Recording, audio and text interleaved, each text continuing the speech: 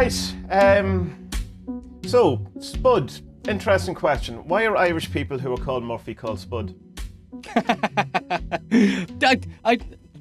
As far as I know, it's only the rule is supposed to only apply to Paddy Murphys. Now that's what I was told. Oh, right. So like you'll hear of like if anyone knows the famous Irish chips or crisps, they're called Tato's, and they were invented by a guy called Joe Spud Murphy. But according to the rules that I know, he's not a genuine Spud because it's supposed to be Patrick or Paddy Murphy. I don't know. Yeah, I didn't know it was just for Paddy Murphy. I thought it was for all Murphys because anyone I know who's called Spud, and it's not the full nickname. It's usually just like someone who just knows they're called Murphy. It's just Murphy. Like I know Michael Murphy, friend of mine, was called Spud. He was also called Whacker. So I mean, there's no rhyme or reason to any of this. Yeah, no, Whacker's a Dublin one from Murphy. I don't know where that comes from. Yeah, I used to get called Whacker when I was in some of the rougher kind of Dublin pubs I worked in. Right. Oh, yeah, Whacker. All right, I didn't know that was a Murphy reference. I just thought it was. I don't know what I thought it was. It's a funny one. And how are you whacking? No, because it's Paddy Whack. Knick-knack, Paddy Whack. Give the dog a bone. Right. It's like earlier on today, I was typing out some notes for this just to have up on my screen, and I realised that if you press Control B, that it would automatically go into bold, and my brain just went. I was going like, why? Of course, that's the shortcut for it. Like, you know, when it's like 20 years of using word processors, but that changes everything.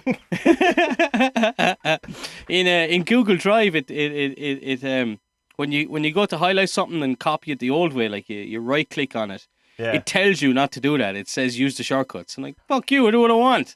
Yeah, fuck off. Don't tell me how to use your product. Exactly. Yeah, I do what I want. As someone on Reddit put up a load of shortcuts for Windows or whatever, and I saved it, going, that'll come in useful. And, you know, obviously never looked at it again. But never used. It is really useful. Yeah. Same with like Adobe Premiere Pro. There's so many brilliant ones in Photoshop and all. And you use them a couple of times, then you forget and go back to the old way. Like, yeah, I've like about 10 shortcuts that I use on Photoshop. And, you know, I've enough. That's it. Thanks very much. That's as much as I want to know. Because, I mean, it's quicker for me to just go into a menu as it is to sit there going, is it Control F and T? Is it Control Alt T? Yeah, exactly. Yeah. Of course. Just we're old. How was your Christmas? Christmas was exactly what I wanted. It was nice and quiet. There wasn't there's genuinely not aggro in my family anyway, but it was just very nice and quiet and everyone was happy. It was good. Right. It was really good. You? Yeah, same. Like what is Christmas anymore? Like it's just you realise, I can't wait for Christmas to start, can't wait for starting and go, it's over. All right, okay. That was quick. Yeah. It's only that whole thing of the Christmas feeling and all that is literally only when you're a kid. I was thinking that maybe it would come back when I had a kid, and it does a wee bit, but it's not the same. You don't get that 6 weeks of intense to have, you know, like your Santa moment. Yeah, it's a little. See, I can compare the two countries, you know, being a smelly immigrant, and like Ireland is way more, far more kind of. I don't want to say commercial, but it is. In a way, but it's also like it's totally Americanized. No, it's Americanized as well. But it's like, for example, we were over there. What was it? The end of November, start of December for a wedding, and like already then, like I think you were over to see me, Spud. I was over to see you, yeah. And a wedding happened as well, and like Aga was getting this question. I wasn't getting it at all. It was only, you know, Irish Wexford country women were asking her, "Are you ready for Christmas?" Right. You know, and it's like. No, it's 4 weeks away. It's ages away. Right. But like Irish women like are just obsessed with buying, and I think in Ireland you buy too many gifts for too many people that are kind of loosely related to you or like kind of related to you. I don't buy anyone presents anymore except for my wife, my kids, and my brother and my parents, and that's it. Like I don't buy. But like even less than that for us because I just said to my sister this year, just buy the kids stuff, you buy my kids stuff. And then let's not do the swap of the bottle of wine. It's mad. Like I'm nearly 40 years old. I'm still getting aunties and uncles buying me stuff. I'm like, really? Boy, don't stop it. Yeah, I know. Yeah. And I've told them, and I've told my ma to tell because they're related to her. Like, tell them to stop. Like, if they really want to give us stuff, they can give stuff to the young lads. But please, I don't want any more stuff. I'm 40. Is that though because you've left the country? Is that why that's persistent? Like, if you were still at home, living down the street from them. would they give a shit? Like, is it just, the way people you send the local paper to the guy across the sea? Yeah, I don't know. No, I don't think so. Well, maybe because my brother still gets. No, I think it just goes on with like because there's loads of us cousins in the family. I think it still goes on with a lot of them, and it's like none of us want that anymore. Like stop. We're too old for this. And it's not even that though. It's like, oh, I have to get them something now. And like I know I don't though. That's the thing. I don't. I don't. You play the game properly now. I just don't. I'm like, no, I'm not doing this. It makes me sound miserable, but it's not being miserable. It's just that like. It's the whole. We kind of it kind of came up last time we were talking about minimalism. It's just, and I'm not a strict adherent to it or anything, but it's just like I don't need anything. Yeah. I'm okay. Like if you want to get me something, yeah, okay, something that's token like a box of chocolates. That's grand. Of course I'll eat them. I'm a fat fucker. Or my drink kind or of thing whatever. is that it's I don't need anything that you can afford to buy me. So don't bother. If you really want to buy me something, I have a list. Yeah, a list. There's a Jimmy Page Telecaster I've always wanted. There's a nice 20 millimeter 1.8 that I'll use twice a year, but will love whatever it is. Yeah, £8 million. Yeah, Right. exactly. So without going too much into Christmas, because we did it over it last time, it's that time of the year where we pretend our lives are going to become so much better, that we're going to become full of discipline. We're going to get rid of all the toxic, negative people out of our life and fulfill our wildest desires. It's New Year's. Here's an interesting bit New Year's before we go into it. In Ireland, we put the accent on the year. Isn't it Happy New Year? Where Happy in New America, Year, yeah. It's Happy New Year, which is right. All right. Like, Yeah. why would we put the emphasis on the year? Happy New Year! Happy New Year. Happy New Year. Yeah, I don't know. because it is celebrating the new thing, but it's not what we do here. Anyway, that's an incident. What is the does anyone know what the proper date is? Because we're going into 2020 by the Western calendar, but like what's the Judeo calendar and what's the Gobekli Tepe calendar? Wow. What's the first civilization? Gobekli Tepe, was it? Or, Yeah, but we don't know the what the- Sumerians. Yeah, well, we don't know what their calendars were, and most of them didn't work on, like the Mayan one worked on cycles, so it just, it's not that it ended in 2012, it just started again, but, Yeah. that's not sensational. So, Yeah, although yeah. I'm definitely not convinced that the world didn't end in 2012, but that's a different rabbit hole. But like, I mean, isn't the Muslim calendar like 1476 or something like that? Something like that, yeah. No, because I asked because I saw something was written in the Irish Times or the Irish Indo yesterday about they're going to renovate a Jewish cemetery, which I think had the year had said something like established 4,556 or something like that. Right. Something like that. So that's obviously that year, but by the Western calendar it was 17 something, I think. So that would put them 3,000 years ahead of us or something like that. So I Right. don't know. Years are mad. It's like I don't know. You probably know this that the Pope got Saint Gregory to date back. When was the year dot? When was Jesus born? And then someone did it not that long ago and said, well, look, if there was a new star on around that time, then the newest star happened in September, but it was like 7 years later. Or something. Yeah, so there's a missing number of years. Yeah. So It depends on wrong, how far you go down into the wound. That there's like 150 years that they reckon might be missing. That was just totally made up. Oh yeah. Yeah. So that's interesting. I highly doubt it's true, but it's a fun kind of speculation. No, it's good. I like all the religious conspiracies. Probably the best religious and alien conspiracies because it's just like there's so much stuff.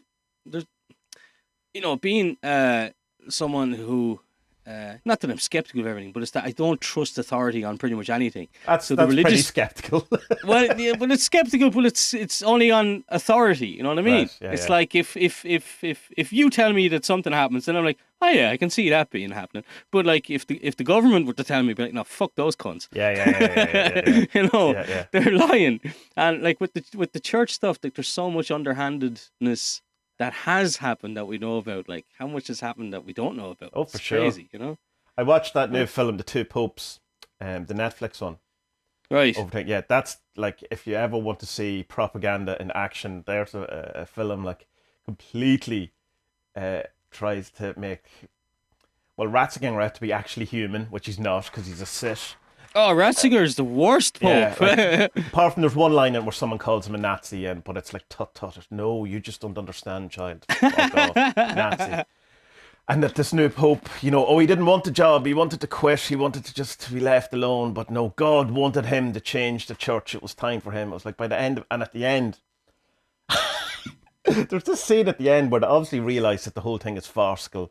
So they get the two popes to do a tango at the end in St. Peter's Square, and you're going, did that happen? Oh man!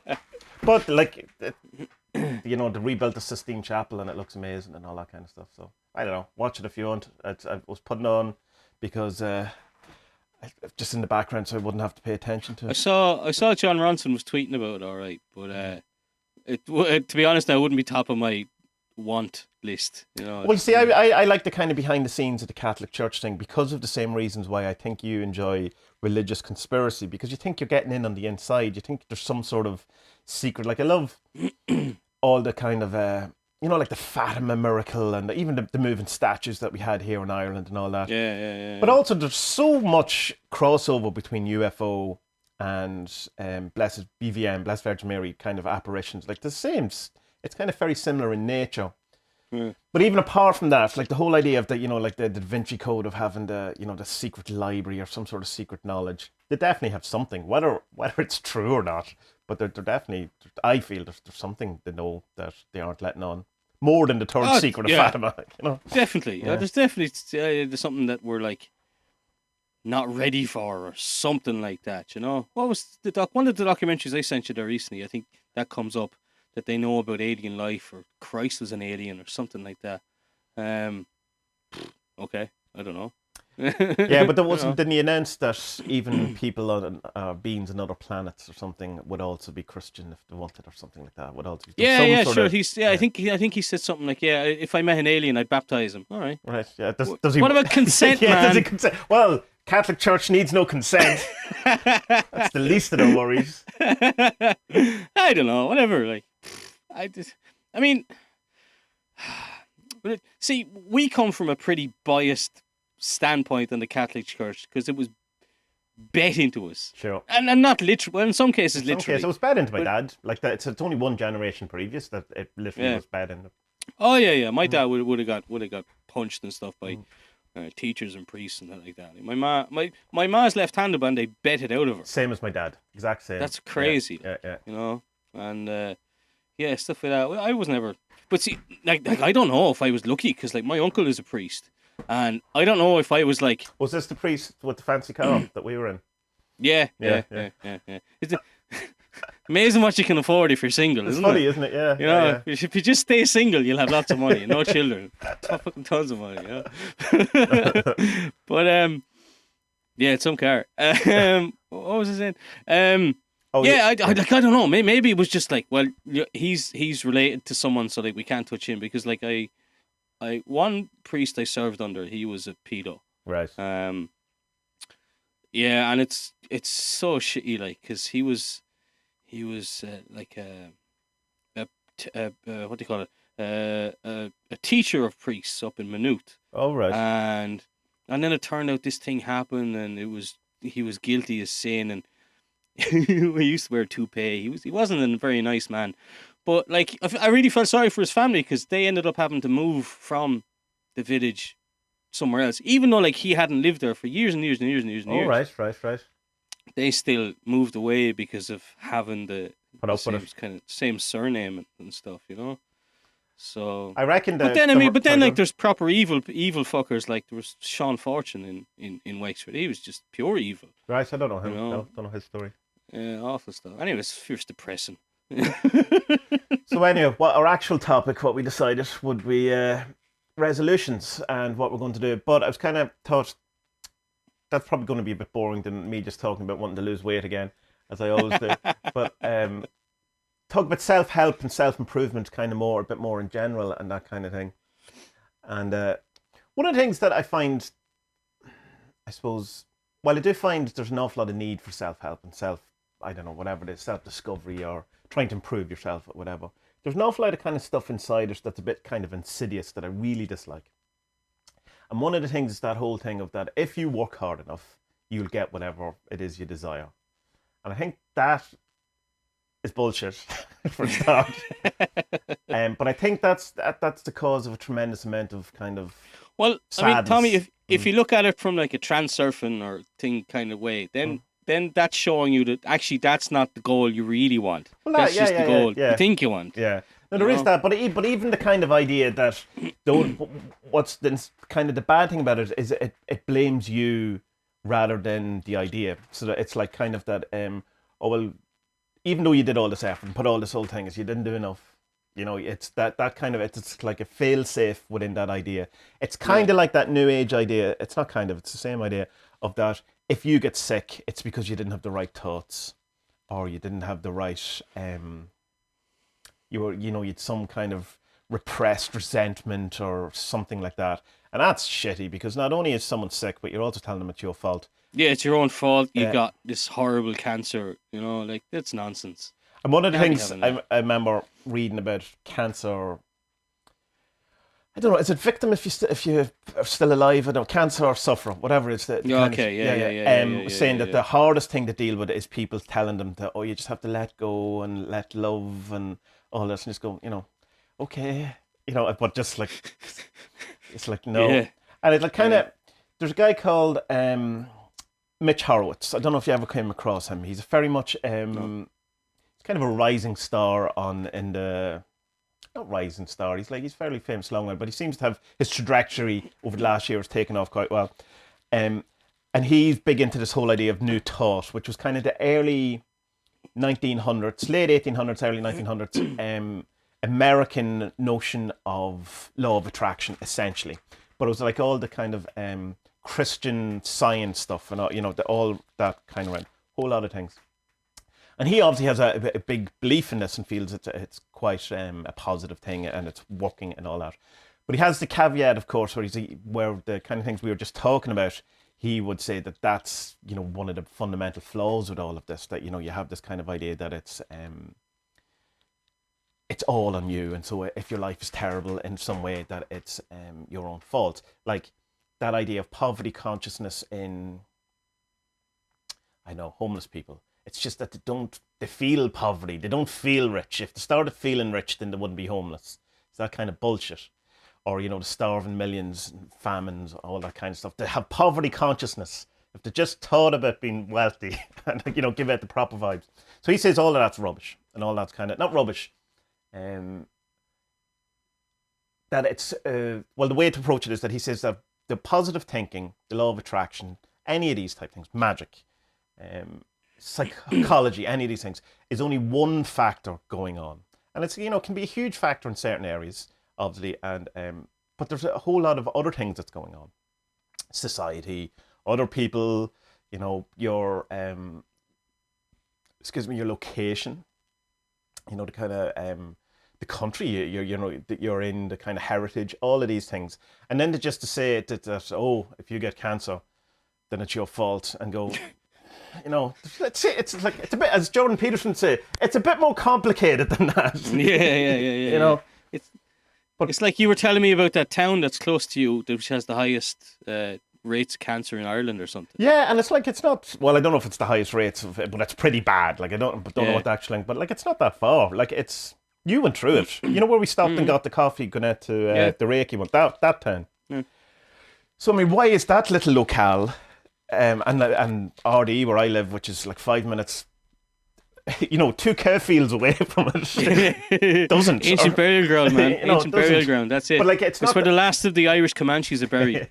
But I mean, I suppose you could make the argument, go, oh, well, there's like group think going on in that town, and they all have, you know, they're not thinking positively enough or something. Some buzz. You could, like, know. And I've heard people say it. I've definitely heard. You could, and look, I'm going to get something up on my phone here, because I was just listening to a podcast there today, and it had a guy called Neil Pasricha. You come across him? No. Before? No. So he's written a couple of books about kind of positivity and why people are so miserable these days and all. And he was coming. It's a good podcast. Let me get the proper name for it if anyone wants to listen to it. It's Jesus. So it's part of the Knowledge Project. That's the podcast, and then the interview is with Neil Pasricha. Just And, spell that just for people, will you? So Neil and then Pasricha. Okay. And if you look him up, he has the massive TED Talk. There's a couple of TED Talks about happiness and kind of what it is. And he went through a bad divorce and he was miserable and sad about it. And then he kind of started asking himself, right, why am I unhappy? And what leads to people being happy and unhappy? And there's a thing about billionaires and paraplegics that a year after winning the lottery or a year after becoming a billionaire, you come back to your baseline of happiness. Okay. And the same with someone who's been in a terrible accident. About a year after it, you come back to how happy you're based or your baseline happiness before. Yeah, like a year before. And one of the things he said is that I think it was Harvard or Yale did a massive study on this happiness kind of index, measurable, being able to measure it. And he was like, well, look, 40% of this is genetic, and you can't fight with this. You're either born someone with a sunnier disposition than others. And he said, like, that when he was growing up, his mom said that him and his sister were like far happier than, say, cousins and stuff like that. So people, and I can see that with my kids. I can see that my daughter is far happier, more cheerful, outgoing person already, and she's only a year and a half old compared to the boy, and he's 4. And is that he's just saying that's literally just brain chemistry? That's 40%. No, he's saying 40% is this is what they found. This is peer reviewed. This is solid scientific evidence. They're saying 40%, and then it comes down to things like your environment and your pastimes and stuff like that. And he said that like a huge thing is to, and I know me and you are big fans of this, is going out into green spaces and forests and just walking. Yeah. You know, that's one of them. Getting off of social media, which I know you hate Facebook. Everyone hates Facebook, but that's another. And he said that like one of the big things that people should do is they should end or start their day with 20 pages of fiction rather than a book about something tough. Just read a story. And people and then he was saying people would say, I don't have time, man, I'm working. It's like no you do, because like at this moment in time, people read something like 100,000 words per day. Okay, from screens, and comments and yada yada yada. And he's like, no, so just do a little bit less of that and just read a little bit. And it's a weird kind of synchronicity or coincidence as well. Like I've actually started doing this. I've stopped reading the heavy books, and I only pick them up now during the day. And at night time, I'm going back to reading fiction and cowboy books. Man, fucking love cowboy books at the minute. Is that because of Red Dead? Was it Red Dead Revolver? Red Dead Redemption, yeah. Redemption. Well, I don't think that's what kicked it off. I always liked cowboy stuff anyway, because it's just this kind of idea, which is a fake idea. I know enough about the Wild West to know it wasn't really real, but this kind of thing of freedom and just being able to hop up on your horse and go explore and stuff. Plus as well, like Indians, like, where did I hear it first? I don't remember. Someone was saying that like the white man would catch the Indians. Native Americans, I should say. Well, here's the thing. I was on Twitter not that long ago, and I called someone a Native American, and I immediately got given out for using that word because it's pejorative, and they prefer to be called Indians. So my next tweet, I said Indians, and immediately got called out for using the word Indian. So I left Twitter for a few hours, and had a real life. Anyway, then it's like, okay, well, what tribe are you from? Are you a Sioux or a Comanche or whatever? But anyway, so like the white man would always try and get the Indian to bend to his way of life, and the Indians would always try and break out and go back to their way of life. And they did some massive study about this 100 years ago or more, and they found that like of the white man that the Indians caught and the white man lived their life, like. It's only something about 8 or 10% of them wanted to get back to the white man's way of life. They loved the Indians' way of life. Like, they just had this more natural way of living and stuff. And I mean, they did awful things as well. Like they all went on raids and killed people, like just with blatant abandonment. And I was reading something where one of these white men who became an Indian, he explains why they killed who they killed. So really, the only ones who would survive would be teenage boys and teenage girls. Anyone younger than that was killed because children are too hard to look after. If you're going on a raid and it's a 3-day ride back on horses, It was mad. Like, they'd ride a horse until it was nearly dead, and then they'd just find other horses, wild horses, get on them, and then keep riding until they were half dead. And they couldn't take children because you can't keep them quiet and stuff. So they just kill the children. They'd kill pregnant women for the same reason. And old people are useless, so they'd kill them. And the only people that were any good are teenage girls. They could breed with them, make more Indians, and then teenage boys. Well, they're strong, and we can make them into Indians. I mean, there's logic there. It's horrible. There's logic, there's but logic. it's horrifying, isn't it? Though, like, I mean, it's horrifying. Yeah.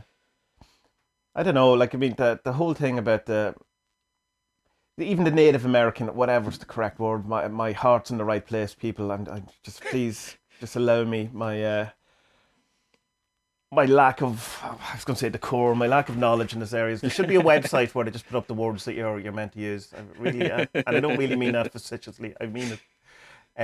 But yeah, you know the way. So you have all this Native American thing, and then kind of white people, in a sense, stole that culture as well, and it became an awful lot of what the New Age kind of thing, became. Particularly in the 80s, and so you have like, I know I did a shamanic weekend course, not a course. What are they called when you go and do a retreat? By a white woman from Navan. You know what I mean? Like, and she's all about, the kind of Native American stuff. And I was going, like, I mean, it's all interesting and all that kind of thing. And the way I tried to approach it then was that, maybe I'll try and see the shamanic element of, the Celts from Ireland. And then you tell me that that's not what it is either, like, and that's all bullshit as well. But I think it's just one of the things why I think not to segregate and not to use kind of separate language, but we say why white people, or Western people, say why Western people need something like that is because we've totally lost it from our own kind of society.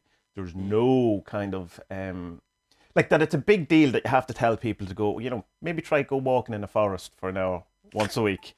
You know what I mean? And that now has become forest bathing. And it's a thing. It's like a therapy. You probably can pay people. Forest bathing. That's true. And it's you could probably pay people. There's probably people who do courses on how to, successfully bring people through forest bathing or expert. I'm a level 3 forest bather. And you know what I mean? But like, it's what we do. But it's totally cut off from any kind of natural nature thing that it's like I remember Billy Connolly going on about in his one of his videos where he's saying that he brings his children, on the in a caravan around the countryside of Scotland or whatever, and he's pointing at mountains and telling them, "This is good, you have to see it," and all these things. And then at the end, he says, "So what was the best bit of the holiday? Was it the big mountain? Was it the lake or whatever?" And said, "Oh, the Barney DVD or whatever." There you go. That's it. Yeah, that's it, man. But like, I think we have to be aware as well that, like, we're old now, and it's like if you preach to 20-year-olds, they're just gonna roll their eyes and say, "Oh God, whatever." And like, if someone said to me when I was 20, "Go out and walk in the forest," get the fuck out! I'm going to the pub. Yeah. What are you on about? Well, chasing tail here. Oh. Yeah, but you'll feel good about yourself. Nah. No, I'd rather get me whole. Yeah, it's the whole seasons of your life, I suppose, as well.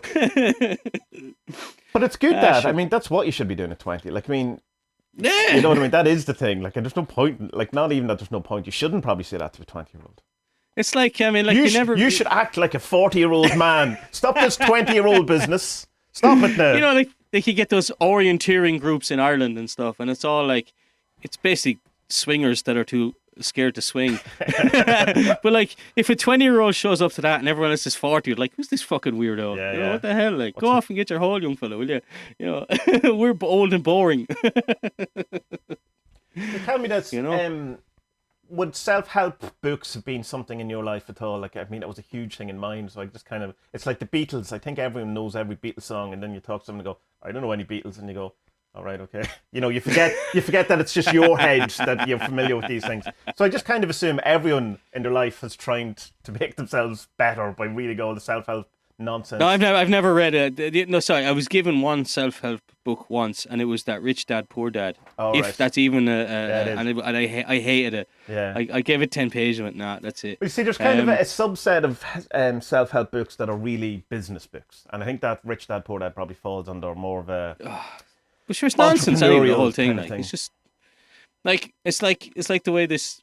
I think I sent it to you. Tim Dillon's a stand-up comedian, and he did this kind of takedown of Gary V, who, like, anyone who knows what YouTube is knows who fucking Gary V is. Yeah. And it's just like the nonsense that they talk. Like, yeah, man, you should get out there and do things and be positive and things will happen. Okay, and how do I set up a business? Be positive. Do things. Be yourself. Know yourself. Stand up and do things that you're afraid to do normally. Yeah, but like, can I make a profit in life? Get out there and be yourself. What? Yeah. I can't make money that way. You know, it's totally right. kids And are it's like, starving. it's like Tony Robbins kind of thing, and I've kind of a love-hate relationship with Tony Robbins. How aware of Tony Robbins are you? I've no idea who he is. Oh, really? You've no idea who he is? Oh, No. man. Tony Robbins is like the biggest self-help guru in the world ever. Like, he hung out with the Clintons. You know what I mean? He's like that kind of top. Like Epstein, like. Man, I don't know, but I'm just afraid. Like, everyone seems to be on those Epstein planes. Anyone you mention, but like, there's a big Netflix documentary that I'm sure you must have seen, at least advertised. Yeah, I'm Not Your Guru. No. Watch it, and it'll be interesting for you to watch it, because if you know nothing about Tony Robbins, I assume he comes across like I don't know, like a massive arsehole. A friend of the Clintons. Yeah, I'm sure he comes off exactly what a friend of the Clinton would describe him as. But it's all about, he's these big seminars. It's like Awaken the Giant Within, Personal Power, and all this. Like, you get really vamped, and he gets really good at this kind of building you up, getting your high energy or whatever, and you make huge dramatic changes in the middle of these retreats and these seminars, and then you have to go home and face it. That there's one bit in the documentary where he gets a woman to break up with her long-term boyfriend or her husband in front of everyone. Oh, yeah, like, and that's good TV though. Oh, it's good TV. Oh, it's brilliant TV. Don't get me wrong.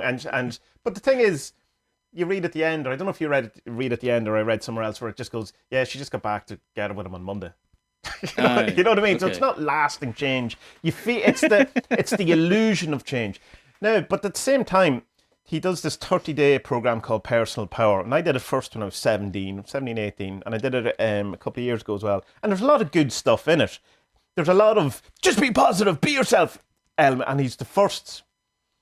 Gary V definitely got that from Tony Robbins. Like, that's where all of that comes from. Like, he was, and before that you had the Jim Ross, is that his name? Who would have been kind of the template from who all of them kind of come from. But they're definitely would be in the camp more of entrepreneurial business. Yeah. Aimed at self-help and aimed at men more than women. Yeah. But that's not fair either. Like, there's plenty of women doing it and that kind of thing. Of course. Whereas I think self-help aimed at women, again, just don't at me. It's more where you get into the kind of angelic, new agey type stuff. I feel that's kind of not that that's what women are looking for. I think that's just kind of how it's promoted and stuff like that. But there's an interesting thing though that people point out, that if you go to like a new age retreat or like a fair or something like that, there's a lot of really fancy cars. Like, there's a lot. It seems to work in so many ways. It's either that, or people have earned their money and get a bit bored and go, well, what else is there in life? Well, it's like, I don't know what I watched years ago. It was some documentary. It was about what became of the hippies. All right. And within the first 5 minutes, I was distraught. I was almost crying. I was so unhappy. The hippies became the uppies of the 80s. All right. I was, oh no, that's awful. That is not what I want. Like, I grew up loving hippie culture. Just going like, I would have loved the 60s in America. Like, not even just for the music and the communality of it, and the wanting of peace for everyone, plus also lots of drugs and sex, that's wow. I was 16, 17 going, wow, you guys got up to that in the 60s. And my mum and dad were like, no, in Ireland. No, we didn't. No, we had priests coming to the disco, tapping you on your shoulder if you were too close to each other. But yeah, so, and then like, to learn that they went from that to being anti-war and then to becoming like the CEOs of the blue chip scumbags who polluted and killed our planet. Essentially boomers, like that. That's the thing. Yeah. But that, like, did you ever get into that kind of rabbit hole of that the counterculture of the 60s was a psyop by the CIA? It's quite Yeah, it's quite likely it's mad. that's true. Like Yeah. down to Of course, yeah. Frank Zappa's parents were CIA agents and stuff like this. And What was the guy? What was the guy experimenting with LSD? Hoffman No, there's another one. Kelly something. oh, the Maybe guy it who was a jumped out Hoffman, the was window and all that stuff. That around that time. Yeah. Yeah.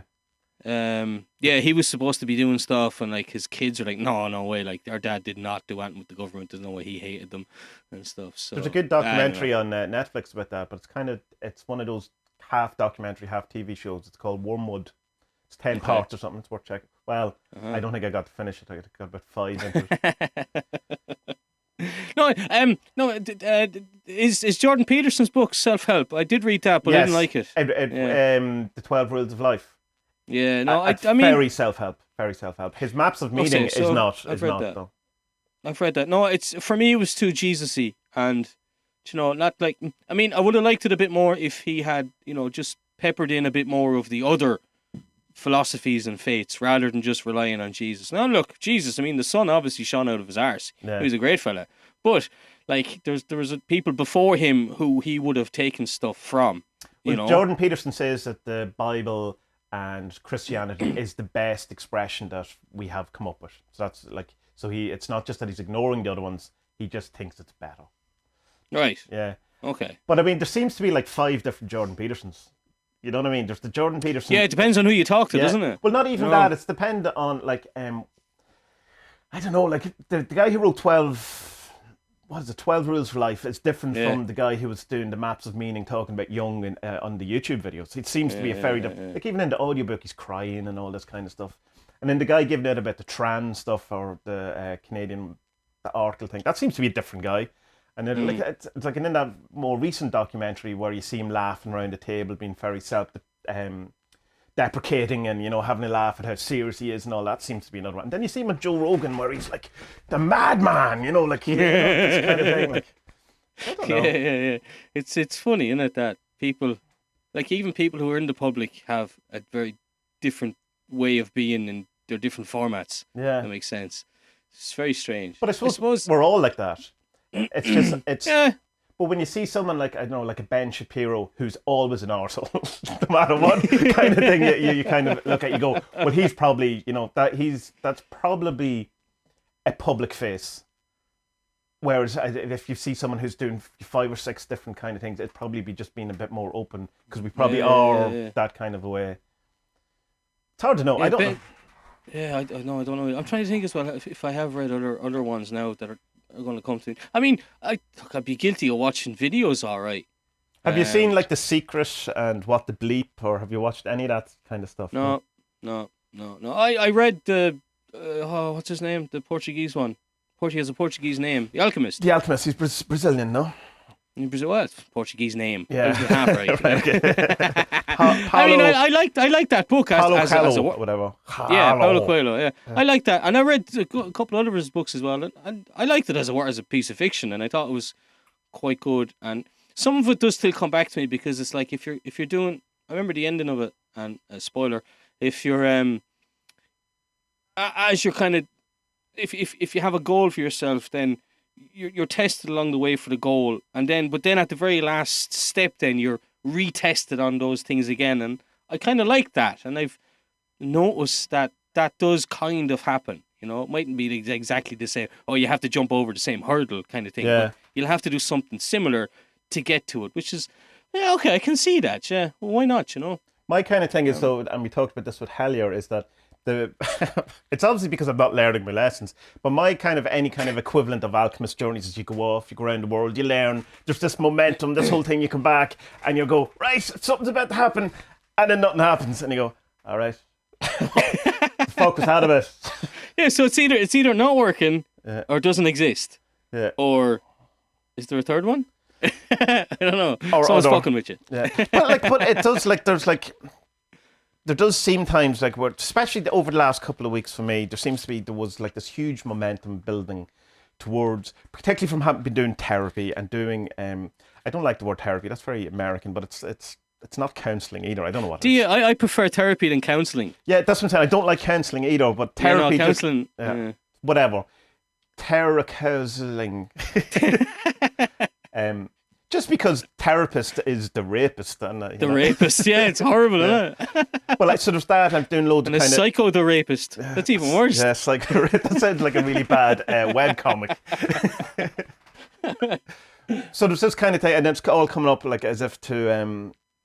towards Christmas, because you have in your head that there's like it's a kind of a mini end time, and there's some sort of thing, and then kind of like St. Stephen's Day, it was like, oh well, all that's just evaporated, and it didn't go anywhere, and I don't feel I've learned anything, and Nothing's changed. Nothing's changed. I just have to have an around with my wife. I'm not a better person. I'm not, whatever, and you're just kind of going, the whole time thing blows my mind, man, because right, so we're on a rock that goes around this thing every 4 years, or every year and a bit, and every 4 years it's a little bit more, and they get the dates wrong anyway, because the shortest day of the year is rarely, if ever, on the 21st, like it's properly supposed to be. It's always off by a few hours, so it's never right.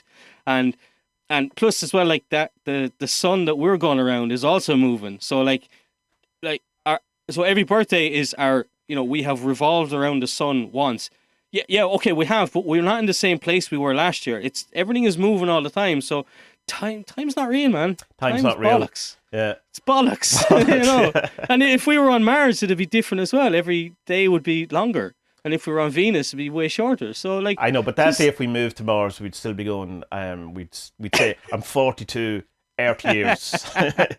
I'm only 17 Mars years or whatever it is.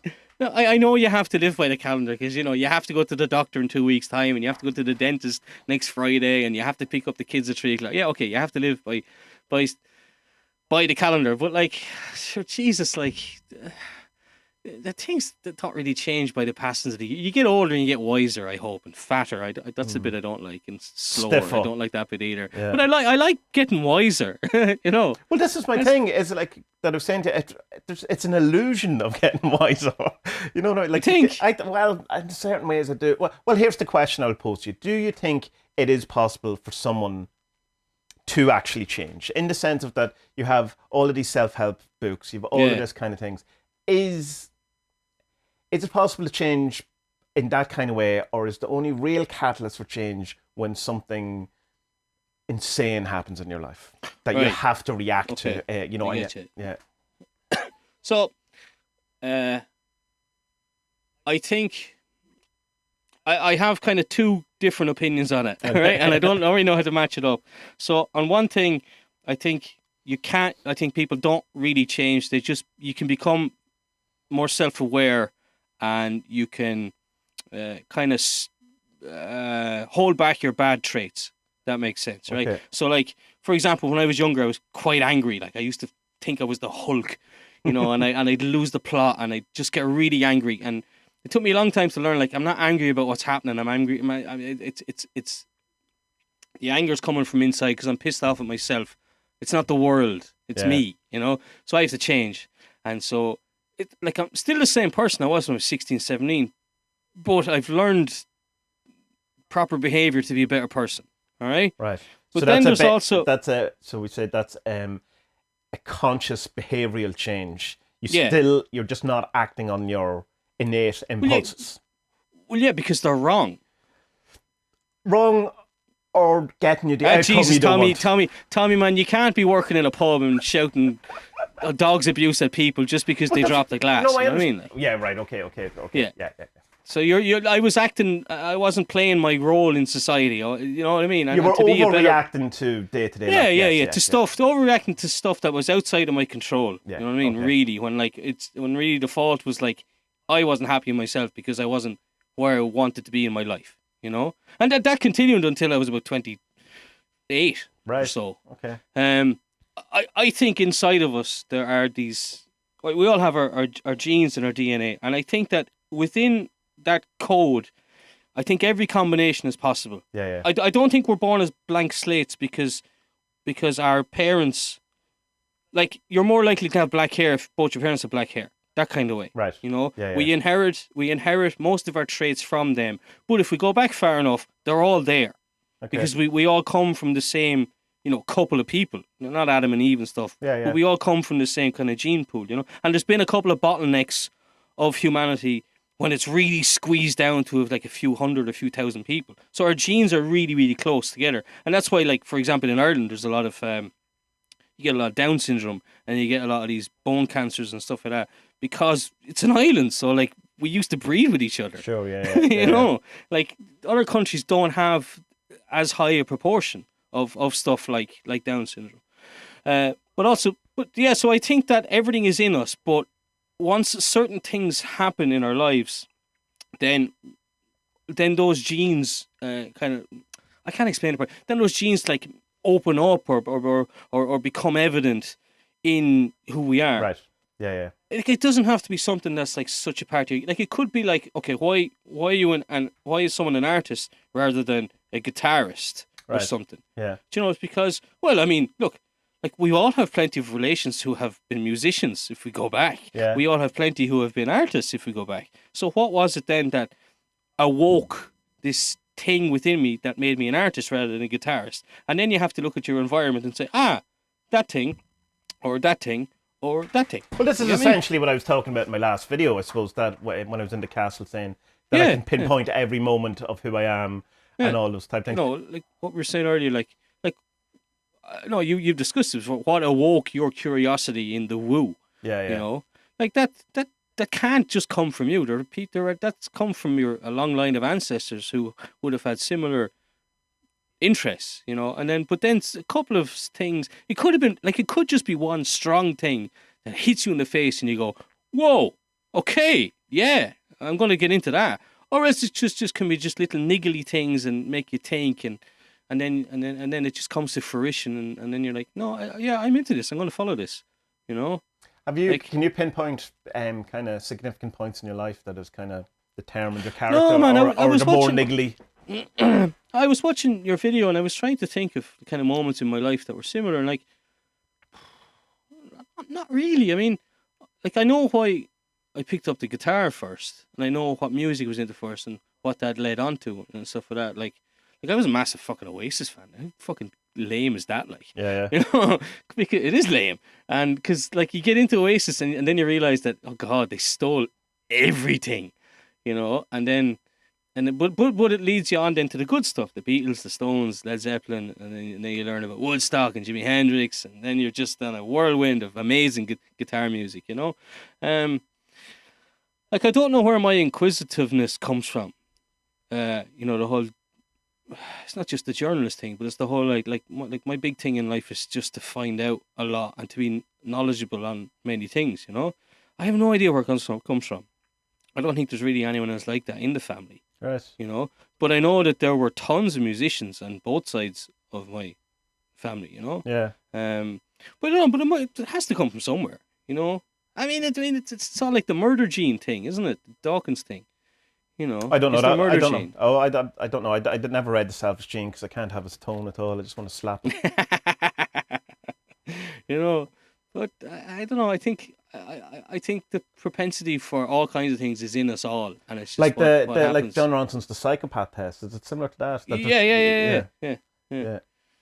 I don't know. Like I don't know how I feel about the idea of blank slate or having some sort of, you know, the opposites having some sort of unique thing in, because it's obviously you can look at kids and you can kind of see that, like you're saying, your daughter's happier than your son, and you kind of go, yeah, but is that due to one or two experiences that she had in her life that, you know, or he had, that has, you know, unfolded into that?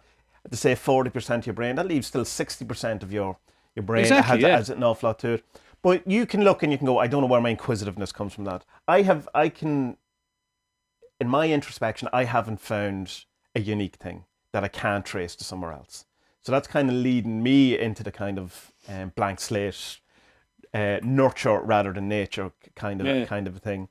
And if, like, is the fact that you can't find it, has that given you kind of an insight into it, or is it just that you think you just haven't found it? Like, do you think you brought that in with you? Is that something that you innately had, born inquisitive?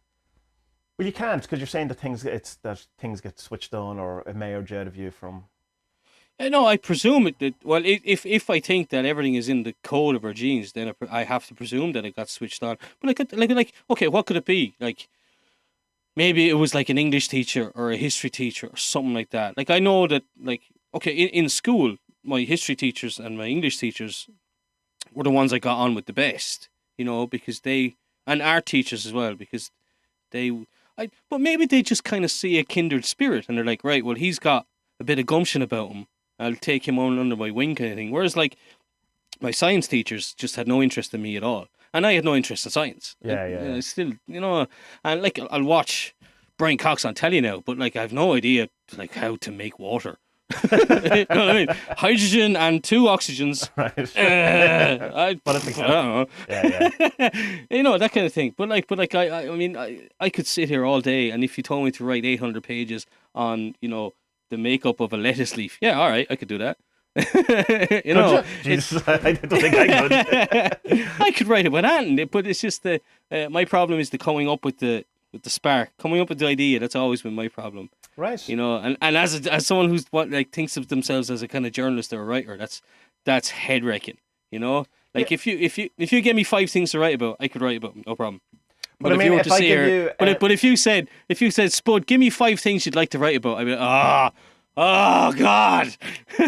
Yeah, but I mean, like, it's that you couldn't think of 5 things, or if I give you any kind of a direction at all, would you be able to work into this? It's just no, it's because it's this thing that you brought up before with me, is that I'm always trying too hard to be original. Where it's like, you don't need to be original, man. Just write something good. right. Yeah. That's my problem, is kind of aiming too high. Right. So it's like five topics that no one has ever thought about or has ever written about before. Yeah, I'll try and think That's of the like question you hear. I'm like, right, I need to think of the 21st century equivalent of what a vampire would be, but not call it a vampire and have it like totally different but similar, like a zombie but different. Right. You get me? Yeah. Like aliens. Like aliens didn't exist 100 years ago, so I need to make up something that's going to be steeped in as much lore as aliens. It's heavy. And 4 other things. yeah. And 4 other, exactly. Right, so tell me this. I know, are you going to make any resolutions for the new year? Have you any plans? No, I don't do it because time. I don't go along with that. I don't. Like after your 3-card reading, and I really appreciate you doing that. Oh, that will be up. When is this? This will be out in the next day or so for everyone else. Yeah. So, I really appreciate that, and it kind of put me on a good mindset of being like, okay, I don't have to keep searching for the new thing. I'm obviously okay at stuff, and just do it for the love of doing it, rather than anything else kind of thing. Because like I'm very lucky in that I have a job, which means I only have to work 20 to 30 hours a week on it, and I have other time to do other stuff. So yeah, why not? Why not just do the things that you like doing? And don't look at them like, I have to make money from it. I have to do this. I don't. I'm all right. Yeah. Yeah. And if it does bring money or bring anything, other opportunities, then that's cool. I mean, like, a couple of years ago, I started the podcast because I thought it would lead to something, and did. I've made a couple of documentaries, and I still have some that I still have to edit and put together. But they'll get put together and they'll get put out, and people will watch them or people won't, and sure, whatever. I don't care. I know I'll have made something that I will like and be proud of, and that's enough. I think it's the journey, Tommy. It's the journey. That's it. I think one of the greatest things I did for my life, for my creative output, was doing things for the sake of doing things, not doing things for the sake of getting somewhere. Yeah. And I think when I was doing comics, like I was trying to be, that's what I wanted to be and all that. There was always, I'm doing this to get somewhere rather than doing it. And the last one I did, Them. Well, it's not the last one I did. Actually, I did one after, but that Them was the one where I did totally. I'm going to go, this is just myself. And no one liked it. People like it now because I keep going around saying no one liked it, so everyone goes, oh, I liked it. Tommy, did you find that I did this because I wanted to be like you. I wanted to be a rock star when I was young, and I wanted to go off to, and I ended up studying sound engineering. And the reason I did sound engineering was because I didn't have the confidence to do the rock school course. Oh, right. Yeah. And then as well, like even like studying journalism, it's not to be a journalist is what I've always wanted. I've always wanted to be a proper writer, and it's trying to find the back door into something because you're not confident enough to do the actual thing. Right. Have you ever had that? No, I don't. Well, no, I understand. I had kind of the other way. I ended up being a sound engineer because I fell into it trying to be a rock star. Where, you know, it wasn't that I thought it would be an in, it was that I was the guitar player who got demoted to the sound engineer kind of thing. And no, but I understand. I'll have to think about that because I assume I probably did do something because it seems like a offhand. No, I tend to write the book rather than I don't. I have a huge aversion to actual jobs. You know what I mean? Like even like I know a sound engineer for 10 years. I was a manager of a record shop. I have had actual jobs, but it's like I will definitely take way less money to sit in an office and record podcasts and draw and all that. And you see, here's the thing I have as well is that my kind of drive is to see what I'm capable of. And I find that when I can do it and I can, like if people hire me to do different things, I can definitely work with people and all that. There's no kind of self-expression really in it. You're just kind of an art monkey or whatever type of thing. Which is why I don't, in general, like collaboration on art or comics and stuff like that. And it's not, because it's not that I think I have all the best ideas, because I'm sure someone has better ideas. Like if Alan Moore asked me to draw his comic, one, I would do it because Alan Moore, but it wouldn't get me the satisfaction of doing it my own, because it's like that becomes Alan Moore's comic. Or if you wrote a comic for me and I drew it, it's kind of your comic. You know, it's not an expression of who I am or whatever. So all those things is me trying to be an expression. What's the best expression I can do? So what's the best comic I can do? What's the best book I can write? All that kind of things. And then to try and get by saying, well, I'll try and get an in by being a journalist. That doesn't get me remotely to that goal. I get you. You know what I mean? So it's like that's completely. It's like Neil Gaiman talking about, does this get you closer to your mountain or further away? And that would get me further away. Even though ostensibly it's so fucking close. It's like a sound engineer is so close to being in the band, but isn't at all. You know, and I can't stand the sound engineer role. It just drives my soul. And I was really good at it. It's not like it's mean. I think it's easier to say you're good at things that you don't care about. You know, like you know. But I was a really good sound engineer. It was like, but I don't know. It's not. It's. So I think write your fucking book, dickhead. Yeah, well, that's the thing. That should be my resolution. Well, I mean, my hard drive is full of like, you know, things that are 20 pages long, kind of thing, and then just kind of like, you know, just to kind of fizzles out, because I need a fire under my arse to get stuff done a lot of times. You know, that's another major failing of my life is that. But this comes from this. I know where it comes from. It comes from this. Is it ENFP? The type of person I am. That we're magpies, like you know, we're campaigners, but magpies. Like I'm doing 20 things at the same time because I really like doing 20 things. If you tell me to sit down and do 2 things, I'm like, fuck off. You know, and it's like I'm really not suited to office work and bank work or where there's authority over you, because you're constrained. There's no freedom of expression. You're doing the same thing the whole time. Drive me absolutely crazy. I've worked in a couple of offices and like it didn't last very long, like because it's just mind numbing, you know. But some people love it, so okay, that's your type of personality. No, but you know this whole thing about the finding an in. Yeah, I only realised out about myself a couple of weeks ago. Like, you know, that was right. Okay. After like because my podcast is on hiatus and it will come back, but I know I've spoken to you a good bit about it and my wife as well. But just having these just horrible existential thoughts about it, like thinking far too much about it, you know. Why am I doing this? Why am I doing that? What am I giving people? What am I doing? And it's just like, shut the fuck up, man, and just do it for the crack, you know, just do it for the fun. But also there's the thing of like, you know, even like I said it there a minute or two ago, it's like I did the podcast because I thought it would lead to somewhere else. That's wrong. Yeah. You shouldn't have bothered doing it for that reason. You know? Well, no, I mean, that can be, I think it's okay for it to be part of the reason, but I don't think it should be the reason. You know, it shouldn't be the top 5 reasons. It's like neither should making money out of being the top 5 reason. Because if you want to make money, there's plenty of ways to go and make money. Doing a podcast is not one of them. It's not it. You know, but if that's your goal, then Jesus Christ, I can give you 10 things that you know you can definitely go and do. But it's odd that we have these kind of things. But I think it's more what I got caught up in, I suppose, is that not that it was making money, I suppose, it's that you have to try and get it where it's self-sustaining. That's a kind of, that's an easier goal in one sense, but it's more, it shouldn't, I suppose, it shouldn't tax you in financially in a way that it becomes burdensome. And that kind of thing. And an awful lot of people's kind of dreams and these type of things. It's that horrible thing, and it's coming back to what we said earlier on. So wow, almost as if we planned this. That whole thing of that if you work hard enough, you'll get it, or if you book them, they will come, or as originally was, if you build it, they will come. And this kind of thing of that, if you show up, if you do your podcast, if you put all the effort in and all that, then the universe will reward you with, shine everything upon you and everything will work out. And that doesn't fucking happen. And that can, and it's certainly, when I realised that it can be so disillusioning and so soul destroying, and so you hear, but I did my podcast. Where's the universe? Why does the universe not have my back?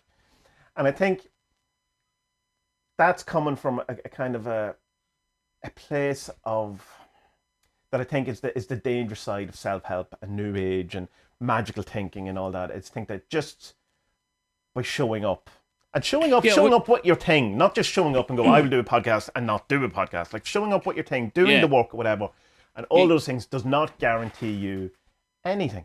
Exactly. You start believing that you're owed something. You're not owed anything. Yeah, absolutely. You're not owed anything by anybody. No. Unless it's actually hard cash from a boss. Yeah, then you're owed money. Yeah. But like if you create something and you put it out into the world, you're not owed anything by the world. That was my hardest lesson in life. Really, that's why I was an angry young man.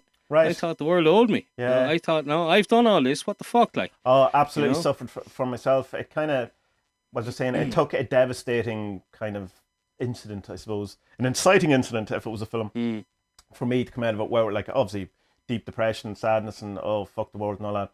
But much better for us, Jesus Christ, to not, like, I mean, there's still elements of it in the back of your mind going, oh no, you are owed something. But it's that thing about, it's led to that I don't give a shit about stats, that I have no idea how well my podcast is doing. I know, but as I said before, it's kind of easier than that because people do leave comments now, and and there's kind of some sort of interaction, and so it's not quite an empty kind of field on my own thing. But I don't ever, like, I don't look at my stats and go, oh well, if I the randonauting ones seem to be my most popular one. I should probably do more randonauting ones.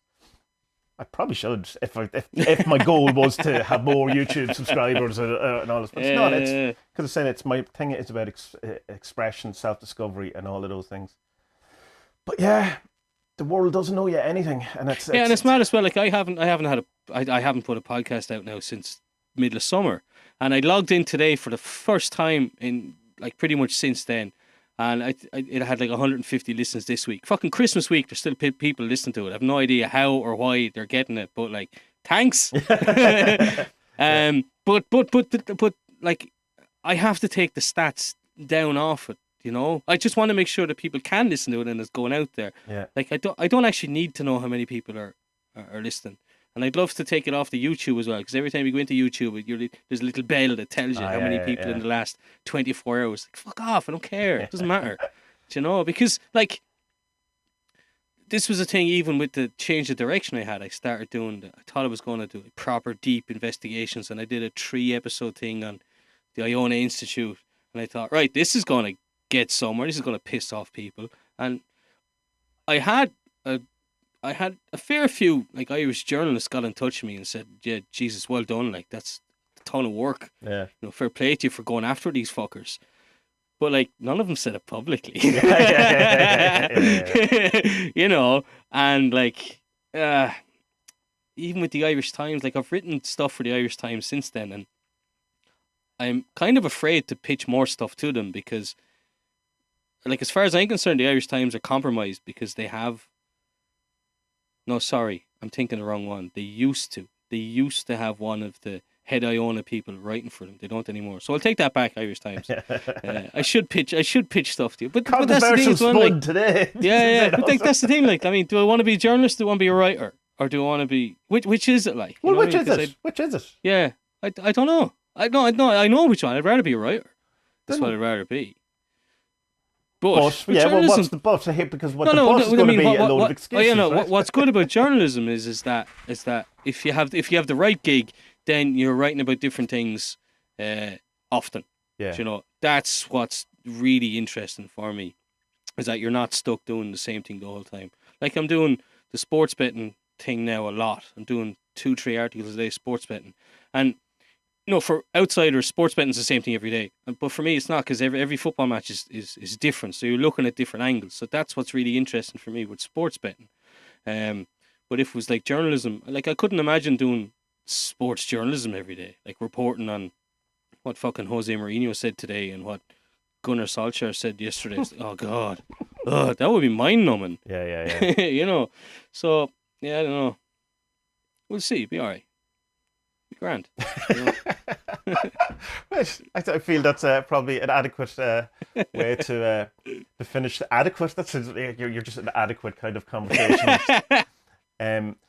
Yeah. So here's the thing. What I was thinking, what we could do is throw open the topics to our great listeners, to the listenership, who may or may not be out there. We do not know, because we don't look at stats, because we're too cool for that. But if anything that we want to talk about, I did mention it on the Discord. We had a few kind of things, but what I kind of have to, I suppose, put a thing on it, is that we can talk about different things, but we have to remember that Spud doesn't come from, I suppose, a magical background in that kind of way. So it's not, so it has to be something in some way that can be kind of a bit more universal, I suppose, or a bit more inclusive. So, like, there's no point in talking about the Goetia, because you know nothing about it.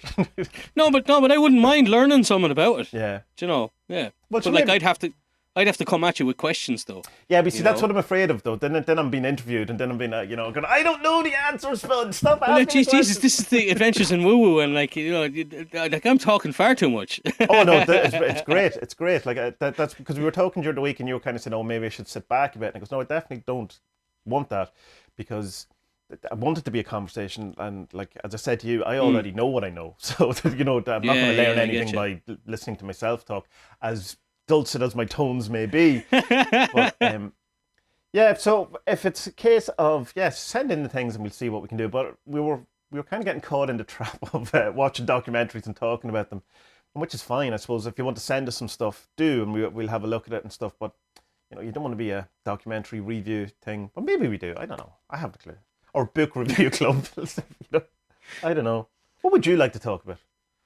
It doesn't necessarily have to be woo, because you give me any kind of subject and I'll eventually bring woo into it anyway. So. Well, that's true. Yeah. But maybe I should like have a question every week, a woo question for you or something. Try and put you on the spot. But no, I don't want to. Nah, that's mean. I don't want to put you on the spot. It's just that maybe something that I want to know about. That would probably be okay. But then again, but see, because I'm coming at this as the everyman, and like the people who normally listen to this probably know way more stuff about woo anyway. Like, is a random question worth anything, or am I just overthinking? Well, the thing is that an awful lot of people who come to Adventure Woo Woo are people who don't know anything either. To go, oh, this is my first kind of. I've never had an Oracle deck before. I don't know anything about servers or whatever it is. So I mean, there's always room for. And your question may be something that people who've been thinking about these things for years might never have thought about, because you're not coming from the kind of brainwash, inculcated or kind of a group that is the kind of magic. Since the podcast about the advertising marketing thing, I've spent far too long on internet websites looking up how to break the cycle of advertising, and it can't be done. Right, that's the conclusion, right? Go live in the cave. We're doomed. Right. We're doomed. So we still don't have any kind of closer. So bye. It's your boys. Spud and Tommy. I'm not doing that. I can't. Yeah. Right. Bye. Happy New Year. Happy New Year. Happy New Year. Happy New Year.